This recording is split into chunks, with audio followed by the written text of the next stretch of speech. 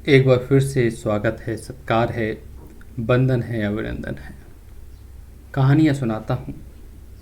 Motivation की कहानी रहती हैं, फ़नी कहानी रहती हैं, कहानी जो आपको कुछ सीख देती हैं, ऐसी हमारी कहानी रहती है। आज की कहानी ऑब्स्टिकल्स इन आवर पाथ, यानी कि ऑब्स्टिकल मतलब क्या होता है? बाधाएं। पाथ मतलब क्या होता है? रास्ता। रास्ते में मिली बाधाओं को कैसे हम अपॉर्चुनिटी यानी कि मौके में बदलें। तो कहानी के साथ साथ हम इंग्लिश भी सीखेंगे। ये कहानियों में जादू रहता है, मेरी कहानियों में, क्या आप इंग्लिश भी सीखें और कहानी भी सीखें, मोटिवेशन भी लें, अपनी ज़िंदगी को बहुत अच्छा बनाएं। शुरुआत करते हैं आज की कहानी। इन एंशिएंट टाइम्स, बहुत पुरानी बात है, a king had a boulder. King ने क्या किया? एक राजा था। उस राजा ने अपनी प्रजा को चेक करने के लिए एक बड़ा सा पत्थर, बोल्डर मतलब एक बड़ा सा पत्थर, रोड पे यानी कि सड़क पर रख दिया, बीच सड़क पर रख दिया। उसके बाद ही देन हिड हिमसेल्फ, अपने आप को उसने छुपा लिया। एंड वॉज टू सी, और देखने लगा, if any one would move the boulder out of the वे, कि कोई तो इस बड़े से पत्थर को आउट ऑफ द वे यानी कि सड़क के उस पार करेगा।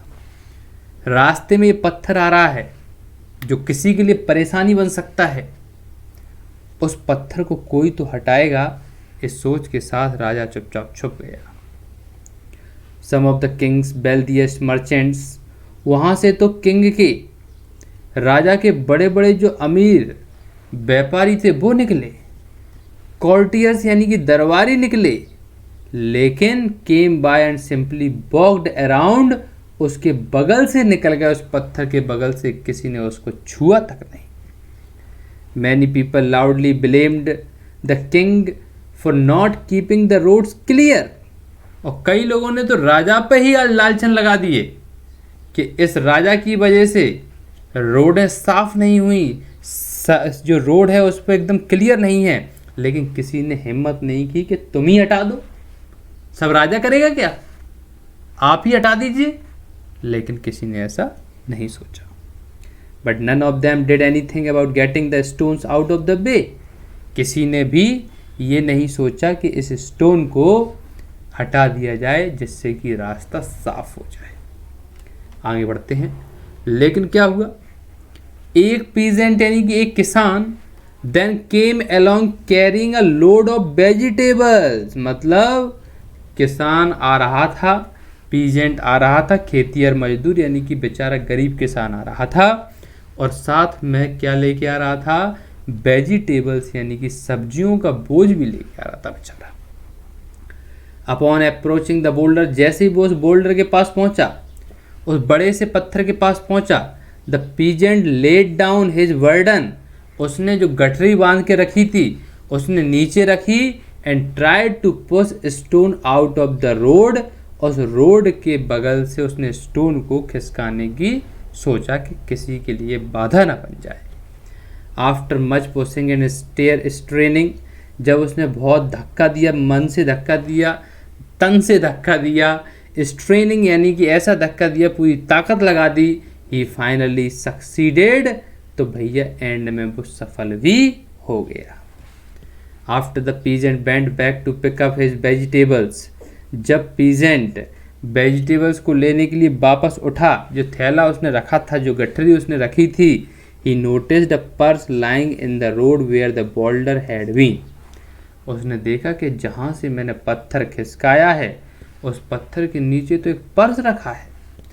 The purse contained many gold coins, वाह भैया वाह, नेकी करोगे तो कुछ तो मिलेगा ही मिलेगा।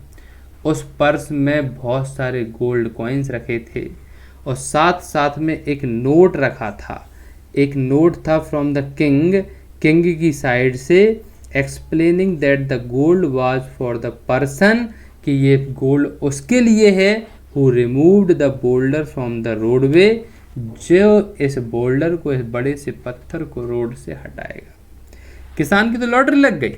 लेकिन ये ऐसे थोड़ी मिला, जब उसने काम किया, ईमानदारी से काम किया, तब उसको मिला।